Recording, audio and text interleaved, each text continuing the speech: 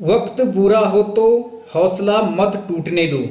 वक्त बदलेगा और फिर सब बदल जाएगा।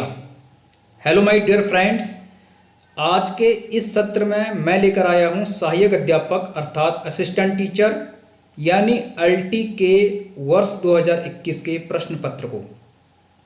यह प्रश्न पत्र सामाजिक विज्ञान अर्थात सामान्य का है, जिसकी परीक्षा 8 अगस्त 2021 को संपन्न हुई थी। यह सीरीज ए है। यदि आप शिक्षण से संबंधित किसी भी प्रतियोगी परीक्षा की तैयारी कर रहे हैं, जैसे अल्टी लेक्चरर, नवोदय विद्यालय, केंद्रीय विद्यालय, DSSB या आर्मी पब्लिक स्कूल, इसके अतिरिक्त किसी भी अन्य प्रतियोगी परीक्षा की तैयारी कर रहे हैं जो शिक्षण से जुड़ी है, तो ये सत्र आपके काम का है। इसलिए सत्र को धैर्य के साथ, लगन के साथ अंत तक जानने समझने की कोशिश कीजिए।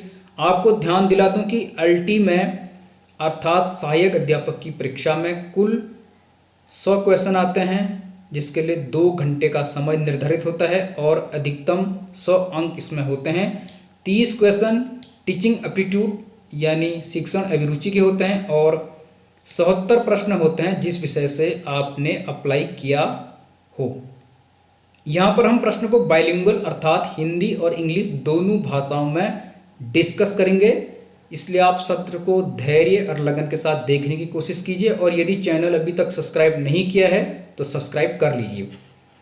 इसमें जो पहला क्वेश्चन था उसे आप देख लीजिए, पढ़ लीजिए, खुद जवाब देने की कोशिश कीजिए। पहला क्वेश्चन था, राष्ट्रीय पाठ्यचर्या रूपरेखा 2005 को तैयार करने के लिए कितने फोकस ग्रुप बनाए गए हैं। इंग्लिश में होगा, how many focus group were form to prepare national curriculum framework 2005, जिसे शॉर्ट में NCF कहते हैं। तो NCF 2005 को तैयार करने के लिए कितने फोकस ग्रुप बनाए गए हैं। इसका सही उत्तर है option number B, 21 focus group बनाए गए थे NCF 2005 को तैयार करने के लिए। अब नई शिक्षा नीति 2020 के बाद नया NCF आ रहा है, उस पर काम चल रहा है, तो उसकी भी आपको तैयारी करनी पड़ेगी। इसका सही उत्तर है ऑप्शन नंबर बी, 21। NCF पर हमने ऑलरेडी वीडियो बनाई है, यूट्यूब पर उपलब्ध है, आप उसे देख सकते हैं। दूसरा क्वेश्चन इसमें था, अलग अलग अवसरों पर या समतुल्य प्रश्नांशों के विभिन्न प्रश्नांश सेट पर एक ही व्यक्ति के प्राप्तांकों में स्थिरता अथवा संगतता कहलाती है। यानी the consistency of scores obtained by the same individual on different occasion or with different sets of equivalent item is called। इसका सही उत्तर होगा ऑप्शन नंबर सी, विश्वसनीयता यानी रिलायबिलिटी। तो अलग अलग अवसरों पर या समतुल्य प्रश्नांशों के विभिन्न प्रश्नांश सेट पर एक ही व्यक्ति के प्राप्तांकों में स्थिरता अथवा संगतता कहलाती है विश्वसनीयता। तो किसी भी परीक्षा की सबसे बड़ी पहचान होती है उसकी रिलायबिलिटी, उसकी विश्वसनीयता। यदि कोई एक ही व्यक्ति अलग अलग अवसरों पर या समतुल्य प्रश्नांशों पर परीक्षा देता है और उसके प्राप्तांक सेम आते हैं हर बार, तो इसे हम कहेंगे कि परीक्षा में विश्वसनीयता है, रिलायबिलिटी है। इसका सही उत्तर ऑप्शन नंबर सी होगा। इस पर भी हमने वीडियो बनाई है, आप उन्हें वॉच कर सकते हैं, यूट्यूब पर उसका लिंक है। अगला क्वेश्चन इसमें था क्वेश्चन नंबर 3, मानसिक द्वंद्व की स्थिति में किया गया समायोजन है। Adjustment during mental conflict etch. मानसिक द्वंद्व की स्थिति में किया गया एडजस्टमेंट या कहें समायोजन क्या कहलाता है। इसका सही उत्तर ऑप्शन नंबर ए है, स्व समायोजन, जिसे हम कहेंगे सेल्फ एडजस्टमेंट। तो ये आप ध्यान में यहाँ पर रख लीजिए। इसका उत्तर होगा ऑप्शन नंबर ए, स्व समायोजन इसे कहा जाता है। अब अगले प्रश्न की तरफ बढ़ते हैं। यहाँ पर पूछा गया है, किस मापन में आरंभिक बिंदु 0 होता है। इन विच मेजरमेंट इनिशियल पॉइंट इज 0। किस मापन में आरंभिक बिंदु 0 होता है। इसका सही उत्तर है ऑप्शन नंबर ए, निरपेक्ष मापन अर्थात एब्सोल्यूट मेजरमेंट में आरंभिक बिंदु 0 होता है। तो सही उत्तर होगा ऑप्शन नंबर ए, निरपेक्ष मापन। अगला प्रश्न था, initial stage of learning curve is, अर्थात अधिगम वक्र के प्रथम सोपान में स्थिति होती है। अधिगम वक्र या सीखने का वक्र भी कहते हैं। तो initial stage of learning curve, अधिगम वक्र के प्रथम सोपान में स्थिति कैसी होती है? इसका सही उत्तर है ऑप्शन नंबर ए, प्रारंभिक तेजी।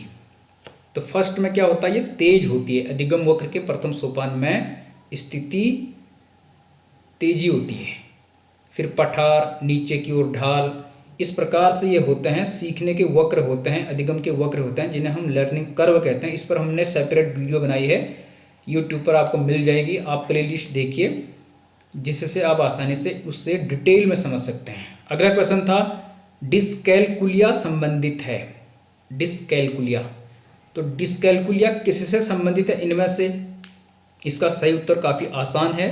सही उत्तर ऑप्शन नंबर डी है, अंकों को समझने से, अंडरस्टैंड द डिजिट्स। तो कैलकुलिया, कैलकुलेशन, जिसको कैलकुलेशन में दिक्कत होती है उससे कहते हैं डिस्कैलकुलिया। जिसे गणना करने में दिक्कत हो रही है, अच्छे से वो गिनती नहीं कर पा रहा है, गणना नहीं कर पा रहा है, तो उसे कहते हैं अंकों को समझने में समस्या, अर्थात डिस्कैलकुलिया। तो इस प्रकार के जो ये मनोविकार होते हैं, मनोवैज्ञानिक मनोविकार इसे कहते हैं, इन्हें आप ध्यान में रख लीजिए। यदि आपने तारे ज़मीन पर मूवी देखी है तो उससे भी आपको कुछ आइडिया इसमें आ रहा होगा। तो ये मनोवैज्ञानिक विकार होते हैं बच्चों में, अंकों को समझने में, किसी को अक्षरों को लिखने में, किसी को अक्षरों को पहचानने में, किसी को उच्चारण करने में। तो इसे आप देख लीजिए। अगला क्वेश्चन है मनोवैज्ञानिक फ्रायड, मनुष्य के भीतर मनुष्य किसे मानता है? सिगमंड फ्रायड का नाम आपने जाना होगा। तो यहाँ पर पूछा गया है psychologist Freud considers what man within man. इसका जो सही उत्तर है ऑप्शन नंबर बी है, अहम, अर्थात ईगो। इट, ईगो और सुपर ईगो, ये तीन दिए सिगमंड फ्रायड ने, इदम, अहम, परम अहम। तो मनोवैज्ञानिक फ्रायड मनुष्य के भीतर मनुष्य किसे मानता है? अहम को, अर्थात ईगो को। अब हम आगे बढ़ते हैं क्वेश्चन नंबर 8 पर। जैसे कि आप स्क्रीन पर देख पा रहे हैं, आप वीडियो को पॉज करके खुद भी हल करने की कोशिश कर सकते हैं। और यदि अभी तक आप वीडियो को लाइक करना भूलें तो प्लीज़ एक लाइक कर लीजिए, कमेंट कर लीजिए, हमारा उत्साहवर्धन करने के लिए। यहाँ पर पूछा गया है the correct series of micro teaching activities is. आपने माइक्रो टीचिंग अर्थात सूक्ष्म शिक्षण की होगी। जब आप बीएड कर रहे होंगे तो क्लास में माइक्रो टीचिंग करवाई जाती है। अपने जो आपके सहपाठी होते हैं उनके सम्मुख सूक्ष्म शिक्षण किया जाता है, माइक्रो टीचिंग की जाती है कि आपकी जो शिक्षण तकनीकी है, शिक्षण का तरीका है वो कैसा है।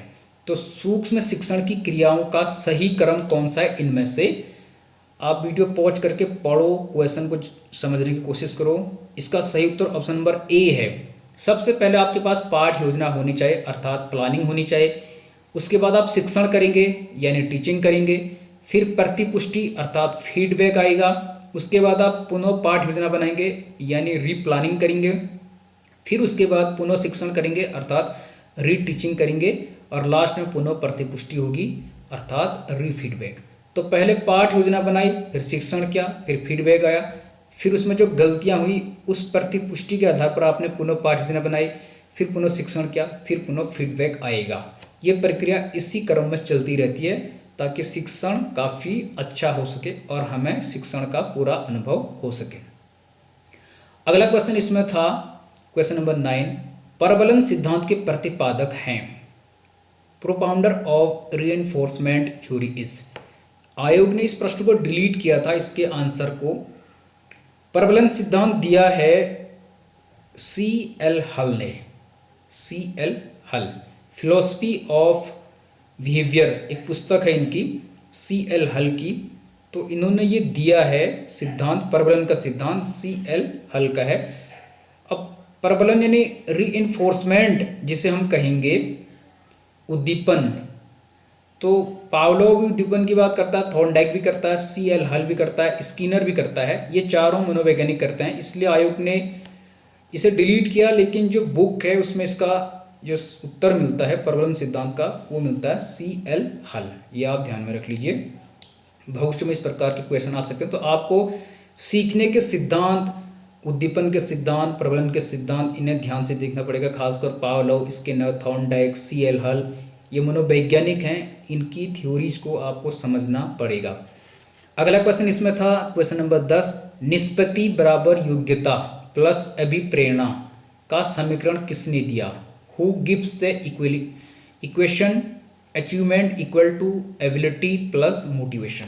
अर्थात निष्पत्ति बराबर, निष्पत्ति अचीवमेंट, अचीवमेंट यानी आपने क्या अचीव किया, क्या प्राप्त किया, तो निष्पत्ति बराबर एबिलिटी यानी योग्यता प्लस अभिप्रेरणा का समीकरण किसने दिया? किसी भी चीज़ को प्राप्त करने के लिए आपके अंदर योग्यता होनी चाहिए और आपको मोटिवेशन मिलना चाहिए, तभी आप उसे प्राप्त कर सकते हैं। इसका सही उत्तर है ऑप्शन नंबर ए, वुडवर्थ। तो वुडवर्थ ने दिया था निष्पत्ति बराबर योग्यता प्लस अभिप्रेरणा का समीकरण। इसका सही उत्तर ऑप्शन नंबर ए है। उसके बाद अगला क्वेश्चन यहाँ पर देख लीजिए, question number 11, according to the Davis the correct series of teaching learning process is. Davis के अनुसार शिक्षण अधिगम प्रक्रिया का सही क्रम है। शिक्षण और सीखना, शिक्षण और अधिगम प्रक्रिया का सही क्रम क्या है अकॉर्डिंग टू डेविस, डेविस के अनुसार। पॉज करके उत्तर देने की कोशिश कीजिए। प्रश्न का सही उत्तर ऑप्शन नंबर बी है।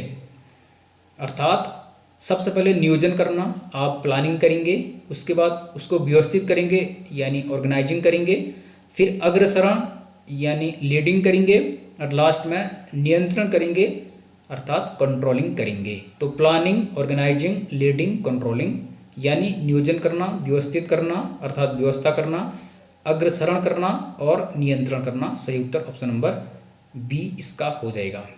आखिरी के 2 प्रश्न और हम हल करेंगे, उसके बाद जो शेष क्वेश्चन है उसे हम अगले पार्ट्स में लेकर आएंगे। क्वेश्चन नंबर 12 यहाँ पर पूछा गया था, नई तरह की शिक्षा व्यवस्था यथा मुक्त शिक्षा, जिसे ओपन एजुकेशन कहते हैं, खुली शिक्षा कहते हैं, मुक्त शिक्षा कहते हैं, पत्राचार शिक्षा आदि का औचित्य निम्न में से किस कारण से है? तो मुक्त शिक्षा जैसे इंदिरा गांधी मुक्त विश्वविद्यालय है या हल्द्वानी मुक्त विश्वविद्यालय है जिसे उत्तराखंड मुक्त विश्वविद्यालय कहते हैं। कई मुक्त विश्वविद्यालय होते हैं। NIOS है, national institute for open schooling, NIOS, जिससे कई लोगों ने DLED भी किया है।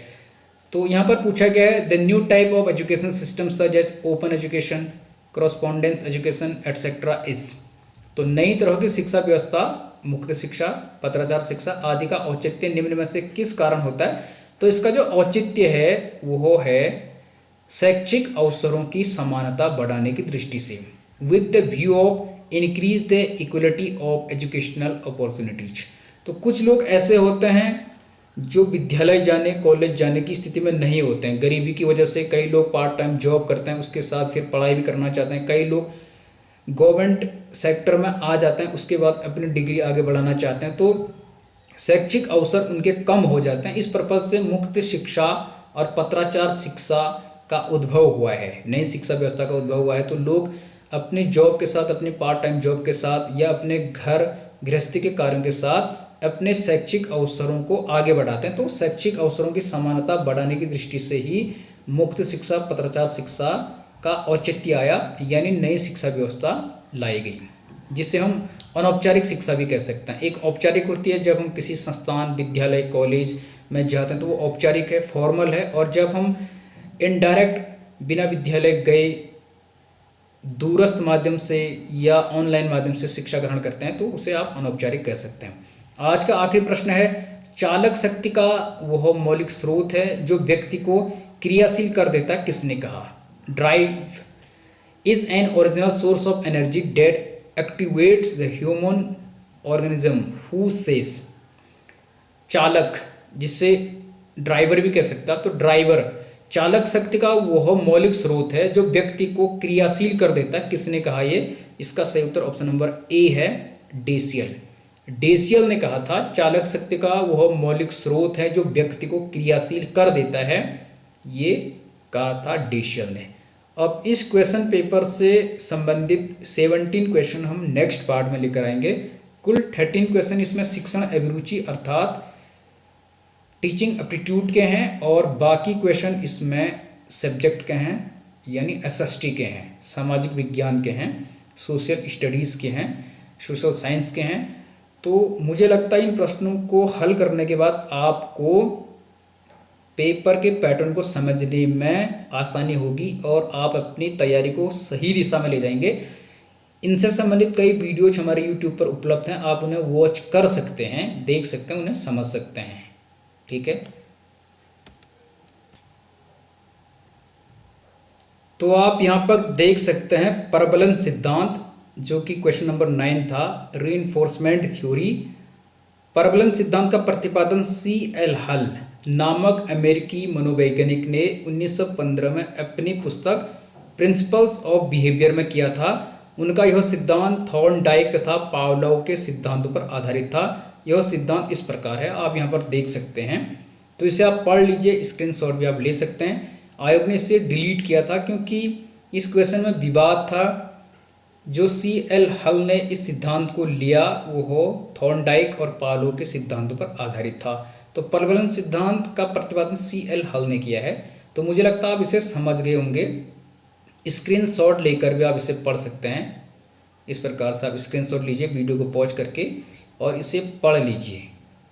ठीक है, तो मिलते हैं अगले पार्ट्स में, तब तक बने रहिए your selection sure YouTube channel के साथ। और यदि अभी तक भी आपने चैनल सब्सक्राइब नहीं किया है, लाइक करना भूल गए हैं, कमेंट करना भूल गए हैं, शेयर करना भूल गए हैं, तो प्लीज़ कर लीजिए। All the best.